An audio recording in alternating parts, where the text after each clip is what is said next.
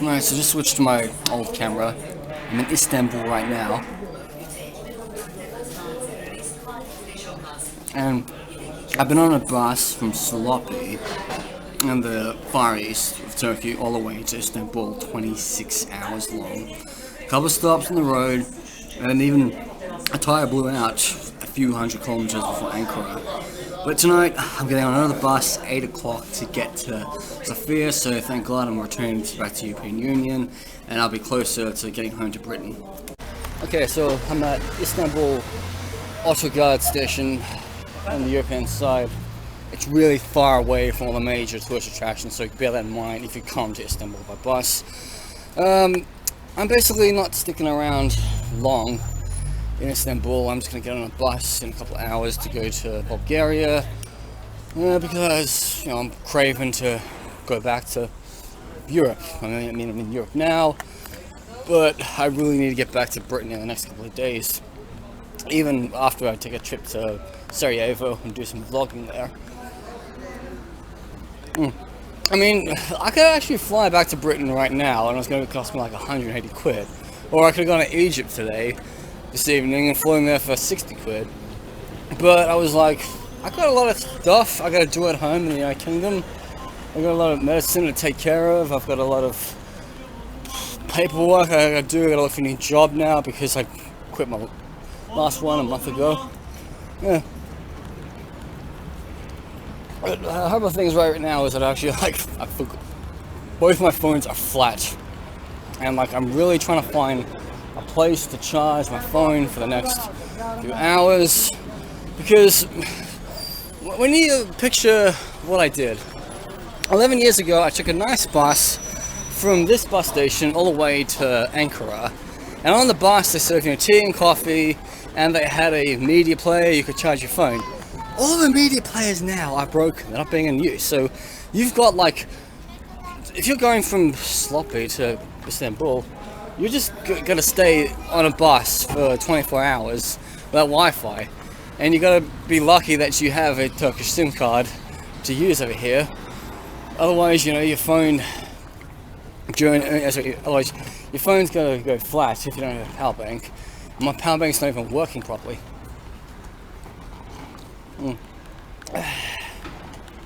Yeah, I really want to get some kanafi. I've been craving kanafi since I've been here, since Tuesday. I don't know why.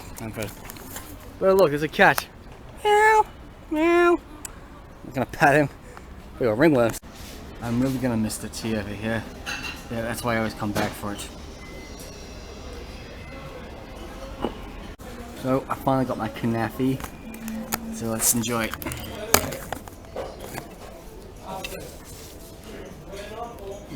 Also, it's quite hot. Jesus, seriously, wow. I haven't had this in years. I used to buy kanafi in East London. I was with my girlfriend at the time. God, he's doing a kanafi shop in where I used to live in London.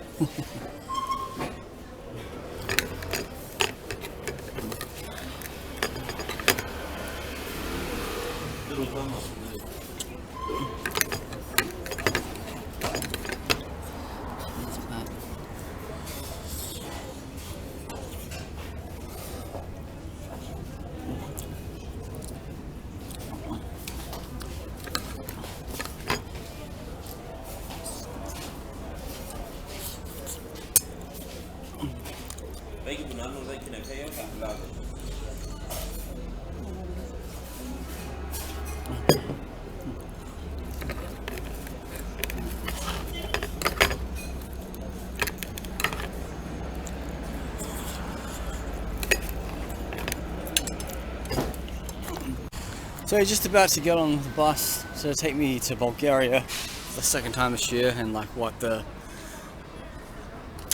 5th time in my life. Been to Bulgaria 5 previous times. Well, a couple of times in the last decade, but I was last in Bulgaria in April this year. Yeah, so I'm going to talk about how non-existent Wi-Fi has been. I've been traveling all through Turkey for the last couple of days, And I've not had any access to any free Wi-Fi whatsoever. The only times I've had access to Wi-Fi was at my hotel in Zaku. It's just a bit ridiculous that, you know, you're in an autobus, and when you want to get free Wi-Fi, they ask you for your number, so you give your number back home, which still works, which, you know, people can still send me messages, but I won't get a text message to say, this is the code to log into your Wi-Fi, so you just have to do without. So, you know, I mean, I'm totally behind on my schedules of, like, uploading stuff on YouTube and this and the other, but other than that,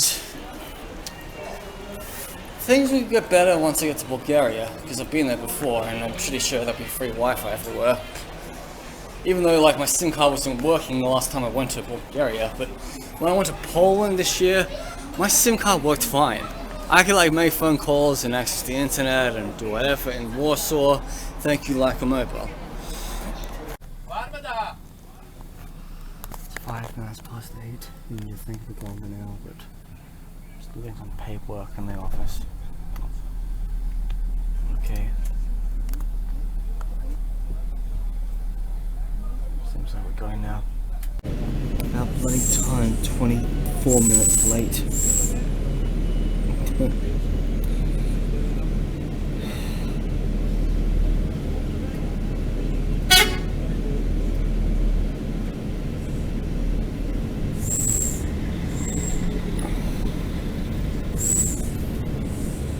don't really believe in giving second chance to passengers who miss their buses and are late for this. You know, you should know what time the bus leaves. Now, if you can't be there on time, you gotta make the effort to get there early, even if you're waiting around for hours. Pitch black. I'm driving on the freeway. 10 years ago, I traveled by train from Sofia to Istanbul, but I had to get off like roughly 50 kilometers from Istanbul because there was like track work. But these days you can go from Sofia all the way into Istanbul by train. But literally this ticket has only cost me like $40 or 1,000 Turkish lira, which is 30 quid, so it's good value.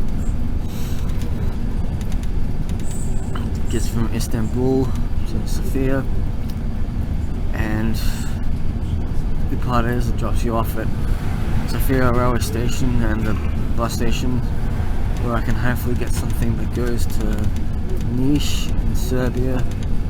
I really want to go to North Estonia or Romania, because Romania's trains take longer to go up to, you know, Budapest. I'd rather just go to Niš and then head on over to Bosnia.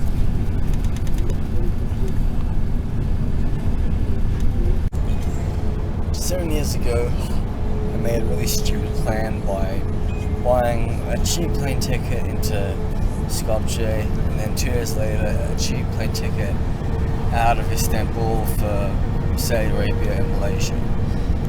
I flew into Skopje and I didn't leave for Sofia till the next day, so when I got to Sofia at the end of the second night, like 18 hours before I was to fly out, I missed the train to Istanbul, and this taxi driver was gonna ask me 200 euros to take me to Istanbul, and I was like, there's no way on earth I'm gonna spend that much money to travel from Sofia to Istanbul in a taxi. So I did the unthinkable, and I just basically bought a flight at the airport to go from Sofia to Istanbul, and then so when I landed at Istanbul airport, this is the old one, I was able to get on my flight to Saudi Arabia and on to Malaysia. I swear to God I would never do anything like that again. So, I've just been stamped out on the Turkish side, what do you call it? been 10 years since I used this road crossing, but that was by train. Just getting over to the Bulgarian side now. See, I've got a frog in my throat just after midnight. Well, this is the attitude free shop in no man's land. I'm not in Turkey and I'm not in Bulgaria, but you only use Turkish lira right here. Yes, so just using the toilets. Now I'm just going to maybe get something to eat before I cross the border. Yeah. Oh, change office, cool. Alright, I made it to Sofia, the capital of Bulgaria. This is like the 5th time I've been here in 10 years. First here in 2013, and I last came here, funny enough, April this year. When I flew in, I thought, do I want to go to Iraqi Kurdistan by land? And I was like, no, I'm going to go to Gavana. Then I went up north to Romania, and then on to Croatia. I really want to get to Serbia today. There's no trains going over the border. They're going to this little town, but I thought, like, it's not going to be like really good enough. Because I mean, many years ago, you could be able to get a train from Bulgaria to Serbia. And I'm like, what's wrong with Serbian rail these days? They got a really good, nice train from Belgrade to Novi Sad, and he's going to get a Subotica soon. So therefore, why can't they restart the whole trains? When I was hanging out with a Serbian guy called Robert this year, he told me he used to be able to get a train as a child from Sweden, Stockholm, all the way to Belgrade. And actually even all the way to like Montenegro, the coast. So, I'll look for stuff. I've left behind Bulgaria, over those mountains over there, and I'm on my way to Nice. I left Sofia at 7:30 in the morning, go across the border, spent like what, half an hour or so of waiting. Not too bad. I'm like today on the Turkish-Bulgarian border, and then I should be getting to Nice before lunchtime. Probably I'll be able to get a bus onto Belgrade today. Novi Sad, or yeah. Well, I made it to Niš, and it's kind of funny to be back here because I came to Niš for a couple of days in 2020 during the whole pandemic.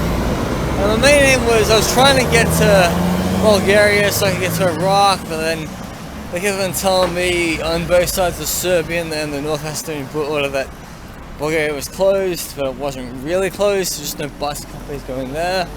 So, but yeah, I had to swing by Niš for a couple of days as I waited for the bus back to Belgrade. So Niš has got a lot of interesting things to see, which you might have viewed in my vlogs many years ago. There's a fortress in Niš. There's a hammer fist statue to commemorate like was a genocide memorial complex in Niš. Yes, there's also a concentration campsite, and there's also the famous Skull Tower. Like, in the first Serbian revolution in the 19th century, the Ottomans beheaded many Serbian army guys and put their skulls into a tower.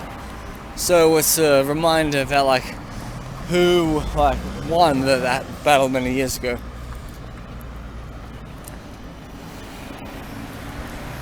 It's less of a walk into the city centre, but seriously, it's not as hectic as like the walk from Belgrade train station back to the city centre. Need to go get some money, and I think I might just stay here because I really don't want to like get on the end of the bus. I've been